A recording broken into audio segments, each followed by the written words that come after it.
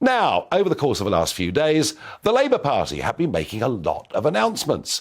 On the National Health Service, Keir Starmer making it absolutely clear we have to be unsentimental about it. Actually, unless we reform it, it's going to die. And yes, the Labour Party quite happy to use the private sector, not privatisation, he urges, but use the private sector to help clear any backlog.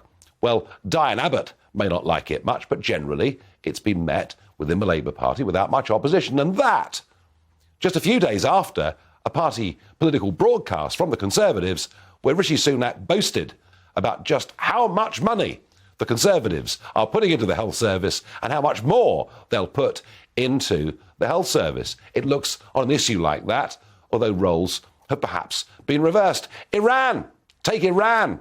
What a Conservative party that were very enthusiastic about the Iran nuclear deal, along with President Obama and, of course, his deputy Joe Biden and the European Union. But now, and I mean, let's face it, what happened yesterday with the execution of a British Iranian national was vile. And whilst that was condemned by the government, now Keir Starmer is clear he wants the Iranian Revolutionary Guards branded as a terrorist group. Roles on Iran reversed. And over the weekend, Keir Starmer making it clear that he did not think it was right for 16-year-olds, and I'm referring here, of course, to the Scottish legislation, for 16-year-olds to be able to simply change their gender, and certainly not without reference to a doctor.